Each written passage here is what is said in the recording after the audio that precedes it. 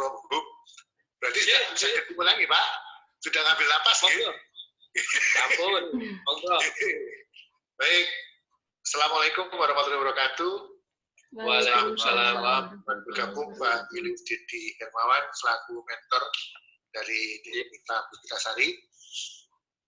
Kita akan melaksanakan seminar laporan aktualisasi dari Mita Puspitasari yang akan dikunci nanti adalah Mbak Subangkit Mulyono. Saya selaku moderator. Seperti yang lainnya, nanti Mita silakan menyajikan kurang lebihnya 10 menit, kalau bisa kurang dari itu. Kemudian nanti Pak Julius Dedi selaku mentor memberikan testimoni terkait dengan apa yang sudah dilakukan oleh Mita selama kurang lebih 5 menit, dan 10 menit sisanya diberikan ke Pak Bagir. Selanjutnya dipersilakan Mita untuk menyampaikan pokok-pokok laporan aktualisasinya, terutama yang memang perlu dilaporkan. Silakan. Ya, terima kasih atas waktunya. Saya ucapkan terima kasih kepada Bapak Coach saya, Insinyur Slamet Sugiarto, MURP. Kemudian saya ucapkan terima kasih kepada Bapak Mentor, Dr. Julius Dedi Hermawan, STMT, serta Bapak penguji saya, yaitu Bapak Insinyur Haji Subangkit, MED. Terima kasih, saya akan menjelaskan sedikit tentang laporan aktualisasi saya tentang penerapan sistem informasi manajemen untuk ujian komprehensif atau disingkat dengan UJK bagi mahasiswa program studi D3 Teknik Kimia UPN Veteran Yogyakarta. Nah, kegiatan ini merupakan kegiatan akhir dari Latsar, yaitu mengaktualisasikan nilai-nilai aneka yang mana nanti akan mendukung peran dari ASN sebagai pelaksana kebijakan publik, pelayan publik, dan pemersatu bangsa. Selanjutnya, untuk mendukung visi misi yang ada, maka sebentar.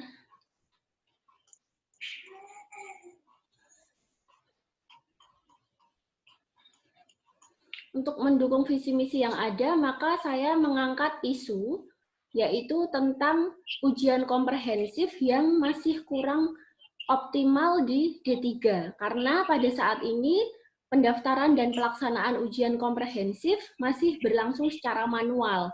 Jadi mahasiswa berbondong-bondong untuk mendaftar secara manual di loket fakultas atau loket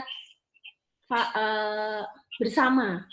Nah, kemudian solusi yang saya ambil untuk menyelesaikan isu ini yaitu membuat sistem informasi manajemen guna mempermudah pendaftaran ini. Nah, untuk penyelesaian isu ini ada beberapa tahapan, yaitu ada 8 kegiatan. Yang pertama rapat koordinasi, kemudian membuat SOP, kemudian membuat menu di dalam website, kemudian menginputkan menginputkan berkas ujian komprehensif, mengadakan sosialisasi, memberikan informasi di dalam web, kemudian pelaksanaan ujian komprehensif, serta survei. Apa dampaknya jika tidak terlaksana? Maka nanti pendaftaran akan kurang efektif karena mahasiswa akan kesulitan dalam mengakses informasi, serta saya pun sebagai koordinator susah untuk mengetahui berapa jumlah pendaftar, dan untuk menginformasikan ke mahasiswa harus menempel pengumuman di loket. Nah, sehingga pada pelaksanaan tersebut ada beberapa kendala, yaitu adanya tugas lain dari unit kerja yang merupakan agenda, yang bukan merupakan agenda dalam aktualisasi, kemudian peserta ujian komprehensif merupakan mahasiswa tingkat akhir, kemudian adanya pandemi COVID-19, dan penjadwalan ulang untuk pelaksanaan ujian komprehensif. Strateginya tetap berusaha mengerjakan kegiatan aktualisasi semaksimal mungkin, kemudian berkoordinasi dengan mahasiswa serta koordinator prodi, kemudian memberikan waktu untuk mahasiswa mempersiapkan ujian secara online. Jadi awalnya ujian komprehensif ini dilakukan di laboratorium untuk menguji keterampilan mahasiswa, namun karena adanya study from home, maka kita mengganti acaranya untuk ujian secara online. Nah, dari rancangan versus realisasi yang saya kerjakan, 1-7 terlaksana, namun pada pelaksanaan UJK itu mundur. Yang awalnya di awal April karena pandemi COVID-19 ini mundur menjadi akhir April. Kemudian saya menambahkan kegiatan survei sistem ini apakah bermanfaat kepada mahasiswa atau tidak.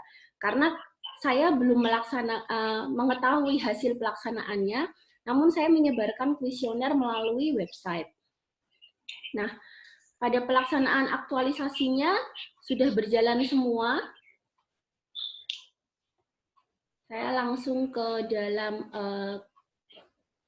kegiatan pertama, dari membuat rancangan koordinasi rapat, koordinasi dengan dosen, ketua jurusan, ketua koor prodi sudah semua. Kemudian membuat berkas ujian yang akan diupload ke website sudah semua. Kemudian membuat SOP sudah. Kemudian untuk membuat menu di dalam website. Jadi awalnya D3 itu punya website, namun hanya digunakan untuk promosi, tidak digunakan untuk kegiatan pembelajaran. Nah, ini saya manfaatkan untuk menempelkan ujian komprehensif itu di dalam website. Kemudian setelah mengupload semua berkas untuk diakses mahasiswa, lalu mengadakan sosialisasi. Saya menjelaskan kepada mahasiswa bagaimana cara untuk melakukan pendaftaran secara online. Sudah saya laksanakan. Kemudian membuat jadwal atau plotting acara dan penguji untuk mahasiswa yang akan ujian komprehensif. Kemudian jadwalnya saya upload di website.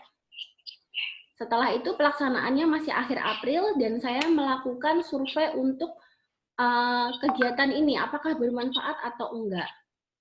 Maka dapat saya simpulkan, yang pertama adalah rancangan kegiatannya telah terlaksana dengan baik. Adanya COVID-19, maka kegiatan pelaksanaan UJK-nya mundur. Kemudian ujian komprehensif tidak lagi dilakukan di laboratorium, tapi melalui online. Kemudian pelaksanaan UJK-nya baru dilaksanakan pada akhir April, serta hasil survei 92,6% setuju bahwa pendaftaran dilakukan secara online. Kemudian 88,9% setuju jadwal ujian komprehensif diumumkan melalui website.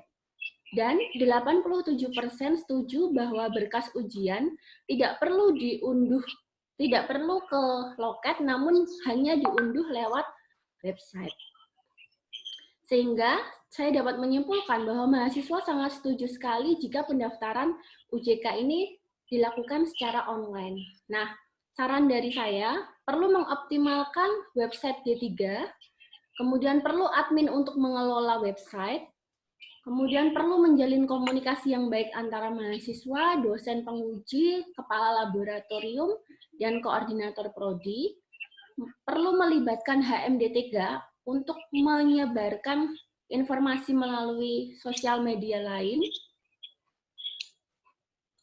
kemudian menerapkan sistem informasi ini tidak hanya di ujian komprehensif, namun pada perwalian, perkuliahan, kerja praktek, maupun TA. Berikut yang dapat saya sampaikan, Bapak. Terima kasih atas waktunya. Baik, terima kasih De Mita sudah menyampaikan aktualisasinya. Untuk selanjutnya dipersilakan Pak Dr. Julius Dedi Hermawan, STMT selaku mentor untuk memberikan testimoni terkait dengan apa yang sudah dilakukan. Dipersilakan. Iya, matur Pak Selamat. Untuk tugasnya Mbak Mita itu sudah seperti yang sudah disampaikan Mbak Mita, memang sudah terrealisasi rencana step-stepnya ya. Cuman yang belum itu adalah pelaksanaannya karena pandemi ini. Jadi mahasiswa D3 khususnya menyambut baik tentang program ini, yaitu digitalisasi ya. Kemudian terkait dengan pendaftarannya itu sudah tidak manual lagi, jadi bisa online, persyaratan administrasinya pun juga bisa online, dan selanjutnya karena pandemik ya kita nggak bisa praktek langsung di lab, karena ini ujian komprehensifnya D3 itu kan harus praktek di lab sebenarnya. Tapi karena pandemik ini kita disarankan oleh pemerintah untuk work from home, maka praktek di laboratorium tidak bisa kami laksanakan. Dan ada edaran rektor, ternyata work from home itu diperpanjang sampai Mei. Jadi jelas untuk programnya Mbak Mita ini ujian komprehensif tetap harus dilaksanakan di rumah. Namun mudah-mudahan materinya itu, esensinya itu bisa sampai ya. Jadi diberi saja ujiannya berdasarkan data lab yang sudah. Iya. Nah, jadi berdasarkan pengalaman laboratorium yang sudah dilakukan semester kemarin, itu kemudian datanya diberikan kepada mahasiswa, lalu untuk ujian komprehensif beberapa mata kuliah yang sebagai syarat D3. Jadi seperti itu Pak Slamet dan Pak Bangkit. Jadi kendala kami adalah sekarang realisasi programnya itu harus dilaksanakan di rumah, tidak di lab. Demikian karena kondisi yang belum memungkinkan. Terima kasih. Terima kasih Pak Edi, Pak Julius Dedi Hermawan. Terima kasih bisa memberikan penegasan terkait dengan kesulitan yang dihadapi. Jadi dengan terpaksa nanti susahnya membuat soalnya itu nanti. Karena soalnya harus mencerminkan keterampilan tadi. Iya. Pelanggan udah diuji di lab Pak. Iya. Berbasis data lab semester lalu gitu aja. Iya Pak. Baik, terima kasih Pak Julius Dedi. Untuk selanjutnya Pak Subangkit Mulyono selaku penguji dipersilakan. Ya, terima kasih yang terhormat Pak Julius, Pak Slamet dan Mbak Mita. Langsung saja ini ya. Iya Pak. Kalau kita lihat judulnya pembuatan dan penerapan SIM untuk ujian komprehensif dan intinya. Iya. Ya kan? Sekarang tujuan Anda itu tidak menyebut nama sama sekali tentang sistem informasi manajemen dan komprehensif. Misalnya ini, kaitannya apa dengan terwujudnya tata kelola universitas yang baik. Itu jauh sekali kan itu. Sekarang tujuan itu diberangkat dari judul aja. Ya, tujuan Anda baik meningkatkan kualitas kuantitas, meningkatkan kualitas penelitian, meningkatkan kualitas pengabdian, meningkatkan manfaat hasil dan sebagainya. Ini outcome ini bukan output ini. Ini bernuansa outcome, mungkin sampai ke impact, ya kan? Jadi tujuan itulah outputnya. Betul tidak? Iya Pak. Jadi tujuan itu dari pembuatan dan penerapan SIM hubungannya dengan ujian komprehensif. Di kesimpulan sudah bagus. Kesimpulannya disampaikan Pak Mita juga dari Pak Julius. Tadi sudah oke kesimpulannya, ya kan? Tapi tujuannya nggak nyekrup. Jadi harusnya tentu seperti more dan more. Oh iya Pak. Ya kan? Iya. Tujuannya sudah baik, tujuannya yang tidak. Jadi kalau orang melihat judulnya itu begitu melihat kesimpulan sudah oke kalau gitu.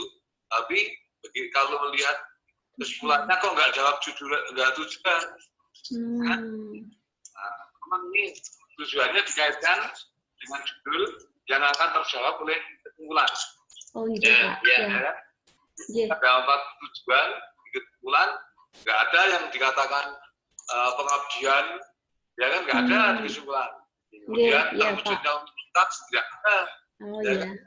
Meningkatkan kualitas dan kualitas pembelajaran tidak ada. Baik. Langsung aja hubungannya dengan ujian komprehensif.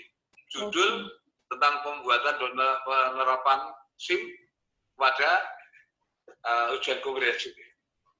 Itu saya kira itu yang penting. Kemudian apa sudah bagus, oke. Oke itu aja. Kemudian kesimpulan nomor 2 tadi mungkin tidak apa-apa. Yang kesimpulan nomor 2 misalnya tidak ditulis tidak apa-apa. Iya, Pak. Itu aja, Pak Julius. Terima kasih. Iya, terima kasih masalahnya Pak Bangkit. Nanti akan kami perbaiki. Memang secara keseluruhan itu harus ada keterkaitan antara judul, tujuan, isi sampai kesimpulan itu harus nyambung. Ya. Terima kasih Pak Bangkit. Nanti tujuannya akan kami perbaiki. Terima kasih Pak. Terima kasih Pak Bangkit dan juga Pak Julius Didi Hermawan. Pada prinsipnya laporan bisa diterima, hanya nanti ada perbaikan sedikit terkait dengan membuat spesifikasi tujuannya lebih spesifik terkait nanti dengan kesimpulan. Oke, lainnya tidak ada perubahan karena ini penomorannya sudah benar. Tadi yang lainnya penomorannya sudah bablasan. Bagus. Oke, ya, diterima, dan kalau sudah bisa diterima itu berarti ya sudah lego gitu loh. Iya Pak. Sudah. Alhamdulillah. Terima kasih Pak. Gitu. Jadi meskipun masih halus LDR-an, lego. Iya Pak.